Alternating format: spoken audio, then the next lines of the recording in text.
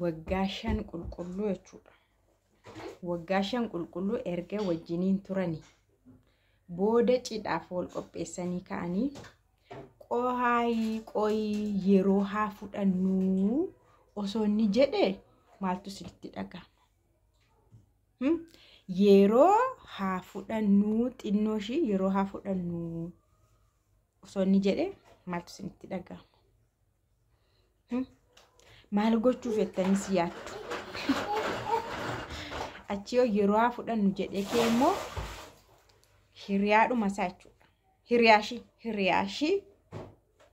Hiriyaashii kan isheen miinzeenaa taata jetteetti himatte. Baruma sana keessa nagaan siniif haa ta'u kabajamtoota hordoftoota kiyyaa akkam jirtu? Nagaa keessanii baay'ee nagaa kogalata waaqaa ta'uu baga jiraatan magaala keessanii egaa ani waan makkasii haasa'uun jaalladha. Jaallatanis jibbitanis awwaay akkasii baay'een jaalladha. Muudii koo waan ta'eef namni waan muudii isaa barbaada. Innaga mucayyoo san suuraa ishee argitan kuni nama baratedha. Maal jedhama? Hojii geggeessitu afaan Oromoodhaan. Hojii geggeessitu maqaan dhaabbatichaa garuu naa qabamuu dide dhugaa waaqa. Hojii geggeessitu dhaabbata waan ta'e dhaabbaticha maqaa isaa dhagee garuu naannarraan fadhe mannaa dhaggeeffadhe jechuudha dhugaa. Siraaskaaj jechuun hojii geggeessaa yookaan hojii geggeessitu mitire. Hojii geggeessituudha. Ogummaadhaan immoo saayikolojistiidha. Saayikoloojistii nama barate jechuudha. Garuu tokko dubartoonni akkana tooppiirra jiranii yeroo akkanumatti dhiirumti dhufee nama gowwamsee boosisu siniin aarsu. Baay'ee nama aarsa bara. Jaalalli kun beekaa hin boosisaa. Wallaalaa hin boosisaa. Nama barate hin miidhaa. Nama baratiin hin miidhaa. Kan inni miine tokkollee hin jiru. Hin jiru iddoo jaalalli hin geenye moo wayne balaachoo si jechisiisa. Na wal bartaan isaanii churchiittidha, pheenxeedha. Churchiitti wal baranii akka bakka akkanuma nama wal bebbeeku hiriyaa wayii wal bebbeekee wal dubbisu waggaa tokko turanii hiriyyummaa yookaas jaalallummaadhaan adii waggaa gara afur olmatti shanedha gaasa wal baran faana gara waggaa shanii sirriitti wal beekaniiru wal baraniiru.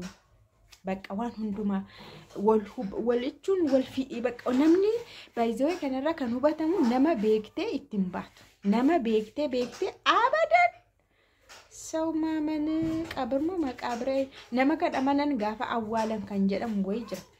Nama kana amma gaashee akkasitti na beekeeratti. Innis immoo ishee beekeeradha. Waggaa amma kana wajjin turanii. Kanaafuu bakka bara 2015 wal fuudhuuf jala muraniiru. 2015 hin darbu cidha isaanii jechuudha. Hiriyummaa isaanii akka churchiitti beekameeraa fi akka isaan wal fuudhuudhaaf wanti ni jiran waliigalteerra jiran. Maatiin isaanii maatiin ishee beekaniiru. Bakka ijoolleen kun wal fuudhuuf wal kaadhimmatanii taa'aa jiru. Waanuma hiriyoonni ishii beeku. Iddoo istaafiin hojii ishii beeku. Waanuma beeku jechuudha beekamteetti jechuudha. Isheen kansaa boru akka wal fuudhanii gaa'ela godhatanii kaadhimummaadhaan waliigalteedhaan akka jiran beekameef jira. Booda baay'ee amantiin ndaa'u hin dogoggoru jettee fa'aa kan isheen haasoftu. Jechuun shamarran keessattuu dubartoonni dhiira tokko jaallatanii ani isin hin jenne sagalee waaqayyoo caala amannaa. Laalamma hin dogoggoru kan jedhamu jechi kun hin dogoggoruun kan ibsu eenyu beektu waaqayyo qofaadha. Waaqayyo qofaatu hin dogoggoru inni jedhama malee namni hin dogoggoraa hin kufaa hin ka'aa namadha. Nama waan ta'eef namni gaafuma jalqaba dhufeeyyuu dogoggoree dhufe. Gaafuma gannata keessaa baanii dogoggoraani bara addaamii fi waan irraa dogoggoraan achi dhufe. Dogoggora garuu dhiifamaan jiraan namooti. So mucayyoon kuni namni al tokko na gorsaa itti. dhiisimee namni kunis hin madaalu ati baay'ee cimtuudha beektuudha baqa namni ilaala yeroo tokko dafee namni sitti himu jira namni tokko kan sodaatu jira namni tokko maalla dhibee kan jedhu jira namni tokko saayidii masana inaaffaadhaan kan adda baasuufis si gorsu jira qajeelummaadhaan kan si gorsus jira namni tokko na gorseeratti namni suni waan inaafi yookaas nama isa narraa fudhachuuf yaade faanatti fakkaate jette. Booda yeroo cidhaaf haasofnu haasofnee jette cidhaaf haasofneetu ani warra kootti sinan himeette bakka amma cidha qopheeffannaa kan jedhu warra faana mari'attee safaanas mari'atteetti achi booda guyyaa muraasa booda osoo yeroo walii kennine cidha kanaaf naan jedhe akkamitti yeroo walii kennine yeroo hamma kana waggaa 5 kan dabarre yeroo miti kana booda ko yeroo baqqaan gaa'ilatti seenna yeroo jedhamu walii kennuu qabnaadhaan yeroo walii kennuu qabnaadhaan akkam akkas naan jetta isheen aarteetti lolteetti innis immoo kanumarraan kan ka'e reject na godhaa na argee na bira darbaa nama biraa dubbisee anaan nan dubbisu charchiitti faa nama kaan dubbisee anaan na dhiisee deema natti dhaga'amuu jalqabeetti guyyaa tokko bilbila koo irratti dawwaluu dhiiseetu bilbiluma warraani hojjettoonni jiru miti staafii keessa nama tokko kan ishee tokko irra bilbilee wal na quunnamsiisi jedhee hodhuun dawwalennaan jettee natti hedduu yeroo nuti dubbadu amma wal arguu qabna isaanuu bilbila nama irratti dawwaliitu wal arguu qabna amma wal arguu qabna wal sin argu amma isheenis aararra jirti amma wal sin argu bakka kanumarra xin'aad adda fagaachaa wal lolaa deemanii cidha isaaniitiif garuu hiriyaashii tokko isheen cidha keenya bara kana keessa ji'a kana keessadha ati garuu miinzee tokkoffaadha dalga ati amma namatti aantu akkas sadarkaa keessa miinzee tokkoffaa lamaffaa jedhamee miti namoota akkaataatti dhiyaattuun akkaataatti sitti aananiin miinzeellee godhatta seera cidha ishee tokkoon baqa isheen kun ishee magaraashiiti waa'ee cidhaallee faana mareetti maal akka godhamu qabu kan faana mareettu tokkoffaa kan taate isheedha kan hundumaayyuu baqa adjust gochuu qabdu waa'ee cidha sanaatti dhiphateetti yaaddu ishee tokkoffaa kana karaa ishee durba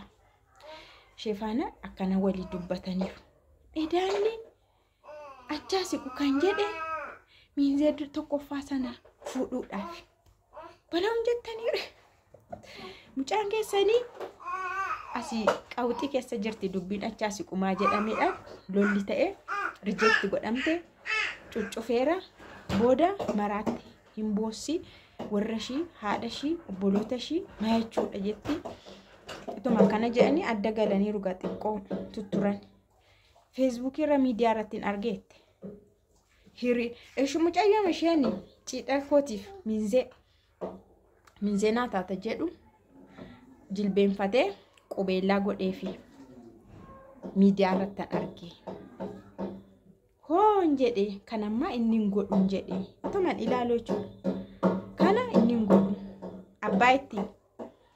abbaatee እንደዚህ አደርግም abbaan keessa si dhashe dhaabiitti abbaan keessa si dhashe abbaan foon isa si dhashe abbaan hafuuraa waaqayyoodha abbaan keeni tokkoffaa waaqayyoodha inni haala kam keessa sin dhiisa abbaan hafuuraa abbaan foon illee nama dhiisa waaqni garuu nama dhiisu akkasitti bakka qalabatii godhee fi baruma ana fuudhuudhaa ka'etti 2015 wal fuuna jennetti sardamanii wal fuudhanii sanuu cherchii dhumatti dhufanii eebbifamanii cherchiin keenya jette anaaf innillee akka kaadhimummaadhaan turre osoo beekanii beeku cherchiin keenya mucaakoo ishee tokkoof gammachuudha mucaakoo ishee tokkoof gadda jedhanii yeroo isaan cherchiitti eebbifamuu dhufanii naman ajaa'ibu garuu baay'ee ajaa'ibadha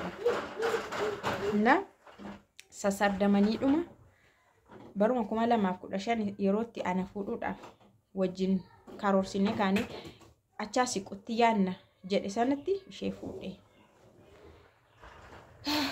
ajaa'ibattu argitan namni si nyaatu fagoodhaan dhufunnadhaan kana asuma boobaa makee jalaa ba'ee shot si godhee si nyaatee deema si liqimsa maattu gaa kanas an deebiin qabu ani waan sinitti hime malee sinitti hime dhagaan jedhe malee ani hin beeku ani kanatti sanatti achiin badee waan hin jedhu si jammar waan jedhamu qabu bar kun jechuun nama akka hin qabne dhugumatti namni akka hin jirre namni amanamu akka hin jirre agarsiisa.